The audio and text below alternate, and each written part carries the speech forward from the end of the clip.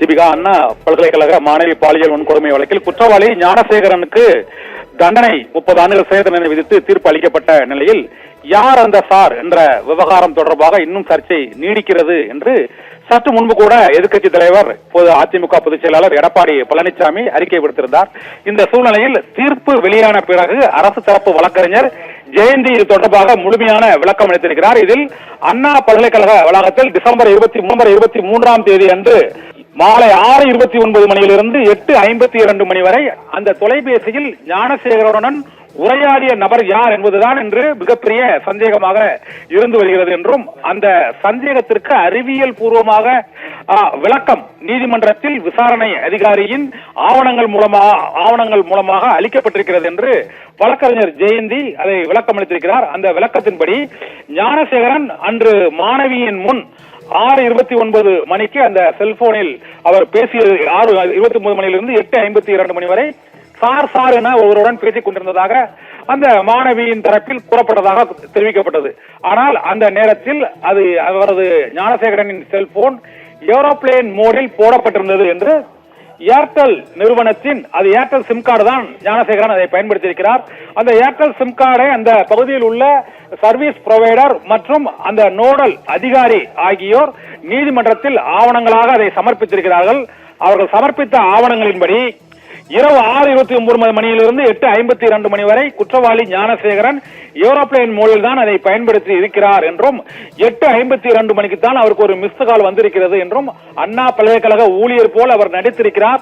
அங்கு உள்ள ஊழியர்களிடமோ அல்லது வெளியே எவரிடமோ பேசவில்லை. அந்த மாணவியை மிரட்டுவதற்காகவே அந்த தொலைபேசி உரையாடலை செயற்கையாக ஞானசேகரன் செய்திருக்கிறார் என்ற தகவல் வந்திருக்கிறது. ஒன்று.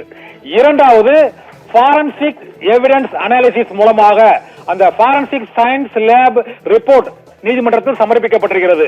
அந்த FSLR ரிப்போர்ட்டின் படி அவர் சமூக வலைதளங்களிலும் இது தொடர்பாக எவருடனும் தொடர்பு கொள்ளவில்லை என்பது உறுதிப்படுத்தப்பட்டிருக்கிறது என்று அரசு தரப்பு வழக்கறிஞர் ஜெயந்தி அறிவியல் பூர்வமாக யார் அந்த சார் என்பது தொடர்பாக எந்த விதமான ரகசியமும் மறைக்கப்படவில்லை என்றும் அவர் அந்த மாணவியை மிரட்டுவதற்காகவே அந்த தொலைபேசியை ஏரோப்ளேன் மோடில் போட்டுவிட்டு சார் ஒருவருடன் பேசுவதாக ஞானசேகரன் அங்கு நடித்திருக்கிறார் என்பது அறிவியல் பூர்வமாக, அதாவது ஏர்டெல் சிம் கார்டு ரிப்போர்ட் மூலமாகவும் மற்றும் சமூக வலைத்தளங்களில் அவர் தொடர்பு கொண்டிருந்தால் அந்த ஃபாரன்சிக் அனாலிசிஸ் எவிடன்ஸ் ரிப்போர்ட் மூலமாகவும் அறிவியல் பூர்வமாக நிரூபணமாகிவிட்டது. அதனால் இந்த வழக்கில் ஞானசேகரன் தவிர மற்றொரு குற்றவாளி இல்லை என்பது நிரூபணமாகி இருக்கிறது.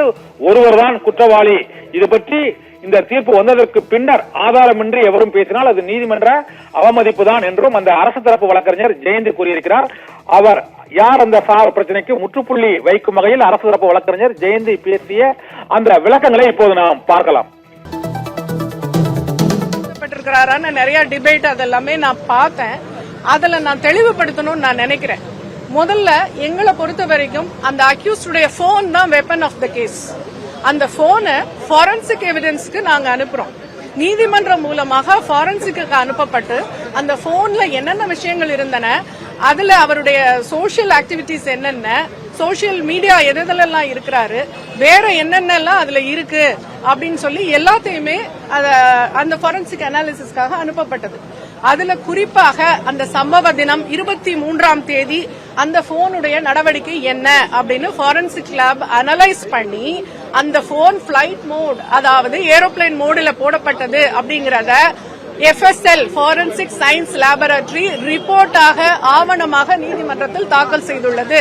அந்த சம்பவ நேரத்துல சம்பவ நாளன்று அந்த போன் ஏரோப்ளேன் மோடில போடப்பட்டிருந்தது என்பதை ஆவணபூர்வமாகவும் அந்த நிபுணர் வாய்மொழி சாட்சியாகவும் நீதிமன்றத்தில் சொல்லிட்டு போயிருக்காங்க. ஒரு பாயிண்ட். செகண்ட் பாயிண்ட் என்ன நான் சொல்லணும்னு நினைக்கிறேன்னா, அது அவனுடைய போன் ஏர்டெல் சிம். அந்த ஏர்டெல் ப்ரொவைடர் நோடல் ஆபீசர் நீதிமன்றத்துக்கு நேரடியாக அந்த 23ஆம் தேதி 6:29க்கு தான் முதல் கால் அவருக்கு. அதன் பிறகு அவருக்கு எந்த அழைப்பும் இல்லை 8:52 வரைக்கும்.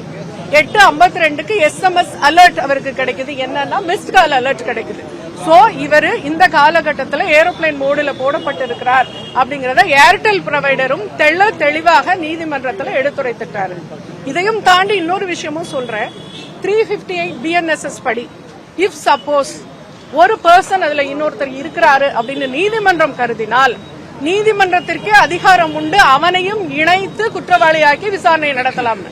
இப்ப கொடுத்த எவிடன்சஸ் எல்லாம் நீதிமன்றம் திருப்தியுற்றதுனால தான் ஒருவர் தான் இதுல குற்றவாளின்றது தெள்ள தெளிவாக நிரூபிக்கப்பட்டதனால்தான் இவர் மேல நீதிமன்றம் நடவடிக்கை எடுத்து இந்த தீர்ப்பை இன்றைக்கு கொடுத்துள்ளது. எனவே இதன் பிறகு இதை பற்றி பேசினால் அது கண்டெம்ட் ஆஃப் கோர்ட், நீதிமன்ற அவமதிப்பு. இதற்கு மேற்கொண்டு அதுல யாரும் இல்லை, யாரும் இருந்தாலும் கோர்ட்டுக்கு அதிகாரம் உண்டு. அதை விட ஹானரபிள் ஹை கோர்ட் டைரக்ஷன்ல எஸ்ஐடி ஃபார்ம் பண்ணப்பட்டது. அதனால இதுல ஒருவர் தான் குற்றவாளி அப்படின்னு எவிடென்ஷியரி ப்ரூஃப் கொடுக்கப்பட்டது. அதனால அவருக்கு தண்டனை கிடைத்தது. இவர் ஒருத்தர் தான் இருக்கிறாரு. அந்த பெண்ணே ரிங்டோன் ஏதாவது வந்துதான் கேட்டப்ப அந்த பொண்ணு இல்ல அப்படின்னு பாதிக்கப்பட்ட பெண்ணே சொல்லிட்டாங்க. அதாவது அவளை ஏமாத்துறதுக்காக தானும் ஒரு யூனிவர்சிட்டி ஸ்டாஃப்னு ஏமாத்துறதுக்காக போட்ட நாடகம் தான் அதுங்கிறத ஆவணபூர்வமாக மட்டும் இல்ல அறிவியல் பூர்வமாகவும் இதை நிரூபிச்சாச்சு.